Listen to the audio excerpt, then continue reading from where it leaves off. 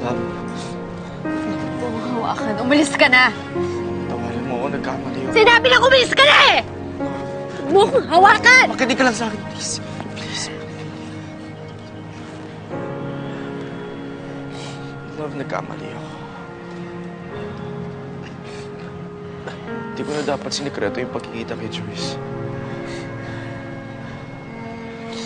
Hindi ko alam. Gulong-gulo na ako eh. Kaya ako nakipagkita sa kanya. Pinagsisisihan ko. Ilang beses. Ilang beses kayo nakita. Kaya ba't di ka makasagot? May nangyari ba sa inyong dalawa?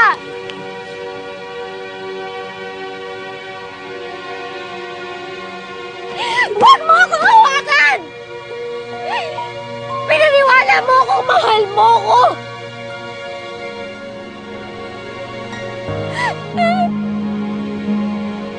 Paano mo nagawa to sa akin? Pinaniwala mo akong mahal mo ko, Noel! Manloloko kayong dalawa! Mahal kita. Ikaw talaga mahal ko eh. Christine, Ano ginagawa to sa akin? Simula ngayon, ayoko na makita ang pagmumukha mo. Naiintindihan mo ba yun? Lumayo ka sa akin. Hindi, mahal kita. Mahal kita. Pakinggan mo yun, mahal kita. Ikaw lang talaga. Ayusin natin to.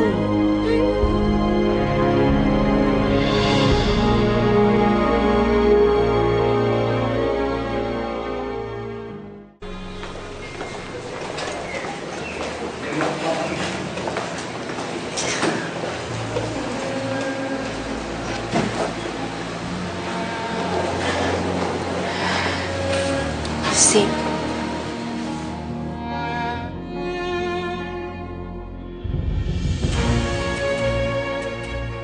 Hindi din ako magtatagal. Gusto ko lang mag-sorry.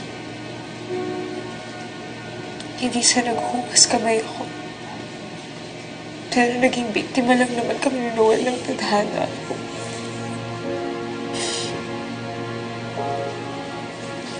Bumalik ako. Tapos nandiyan ka na sa buhay niya. Pero maniwala ka sa akin. Hindi ko talaga gusto masaktan ka. Kaya nga nag-desisyon kami ni Noel na tapusin natin kung ano yung meron kami dalawa.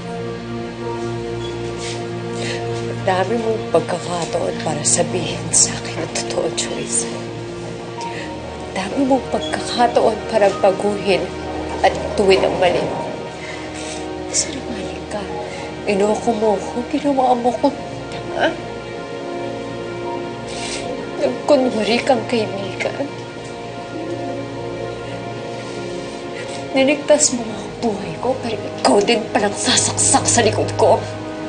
Christine, ano ba kailangan ko gawin? Para lang mapatawad mo ako, gagawin ko lahat. Gagawin ko lahat para mapatawad mo lang ako. Teka. Kanina to? Ilang beses kayo nakita. Kaya ba't di ka makasagot? May nangyari ba sa inyong dalawa? Maging honest ka sa akin.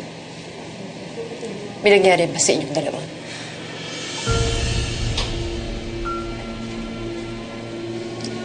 Wala. Sinungaling ka? Kapal na mukha mo para pumunta dito. Kapal na mukha mo para lokohin ang harap-harapan. Sasabihin mo sa akin walang nangyari sa inyo. Umalis ka na. Simula ngayon, ha? Pinuputol ko na po yung pagkaibigan natin.